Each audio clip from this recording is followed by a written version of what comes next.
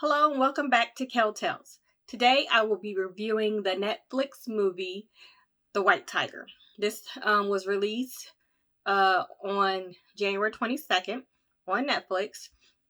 The movie runs about 2 hours and 5 minutes, 125 minutes. So it's a pretty long one. The movie is based on a book by the same name by Arvind Adinga. I've never read the book, but I thought the trailers for this movie looked pretty interesting, so I was all in for it.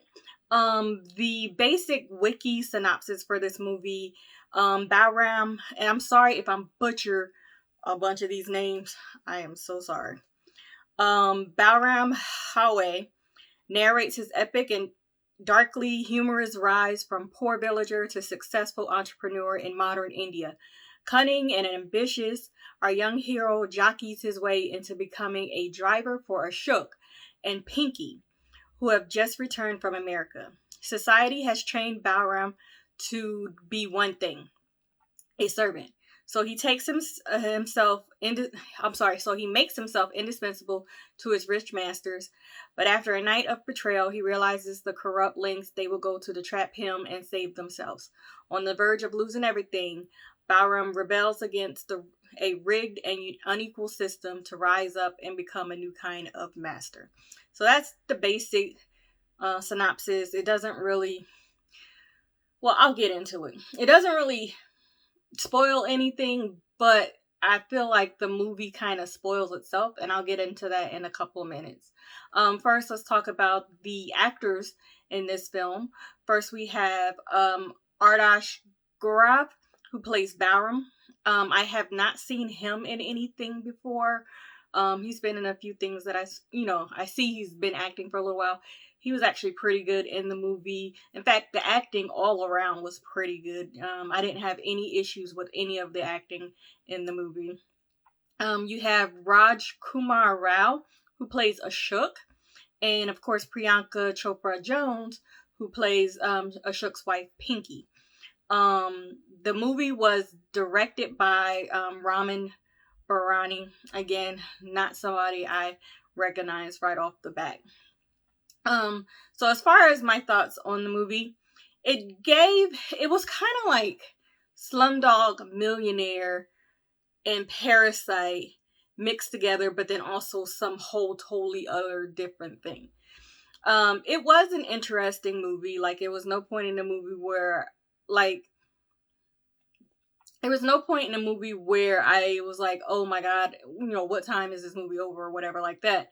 Like, I liked the ride that the movie took you on.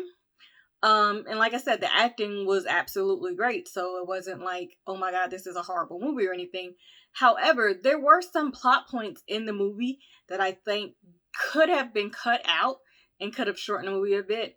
There's this whole plot point with Balram's grandmother where she's trying to basically force him into an arranged marriage.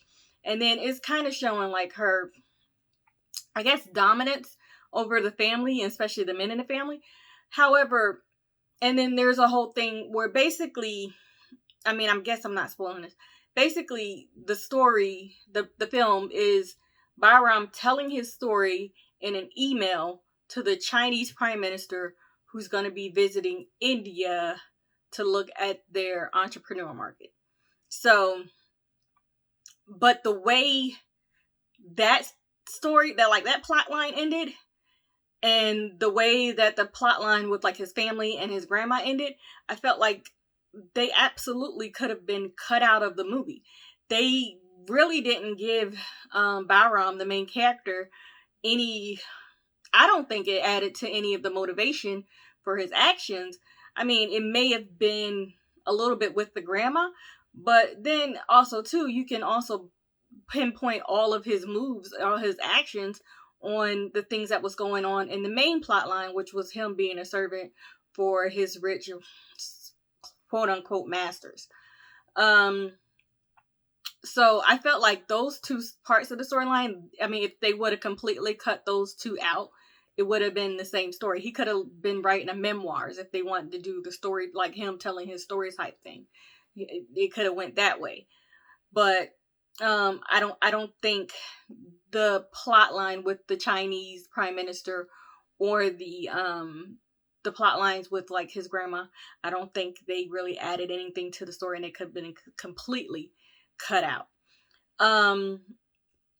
There was not really like a mystery or a twist to the movie, because the way the movie starts out, it starts kind of at the end and then the middle. So you see Bahram in his, I guess, most his latest iteration of himself at the very beginning of the movie, and then it cuts to the moment that caused him to be the person that he is at the end of throughout the movie, at the end of the movie, beginning of the movie, whatever. And then it goes back and starts his story from when he's a child. So as a watcher, you kind of know exactly where it's heading to, and you kind of know why it's heading there. And so basically it's like, it's not the destination, it's the journey type thing. Like, you're just watching how it unfolds and how he gets where he is.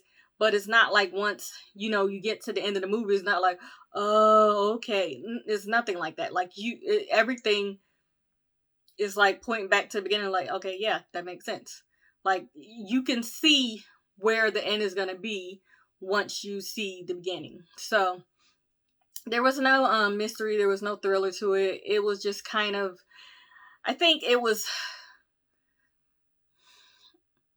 I want to say it kind of took away from the story a bit, because of the way that the movie ended too.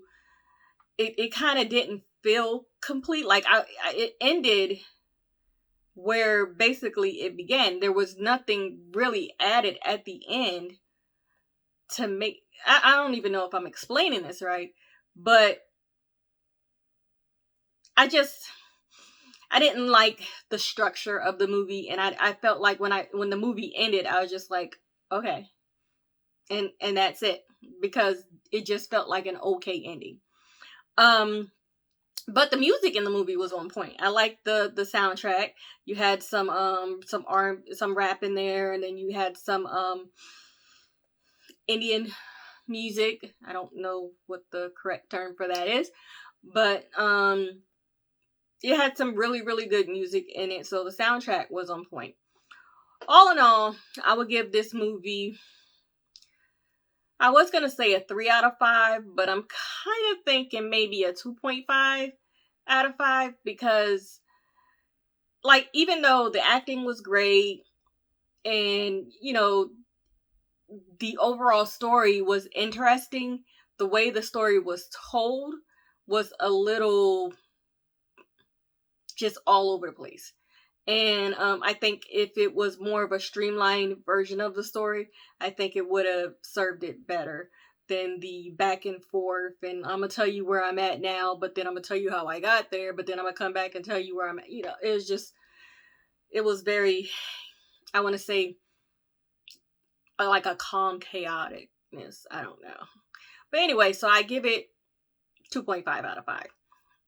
So if you want to watch it, like I said, it's on Netflix. It's there to watch. Maybe you'll have a different opinion of it. So I would say just go ahead and watch it. It's not a bad 2-hour watch. It's just, it felt flat. So, all right. So that's my review for Netflix White Tiger. If you're watching this on YouTube, you can always go to my website, kelltellspod.com, KELLTELLSPOD.com, and you can subscribe to my podcast if you want to listen to just the audio forms of this, or if you're listening on the podcast, you can click the link in the description, and that will get you to my YouTube channel, where you can subscribe and you can watch it as videos as well. All right. Thank you for watching, listening, and I will see you next time for my next review. Okay. Bye.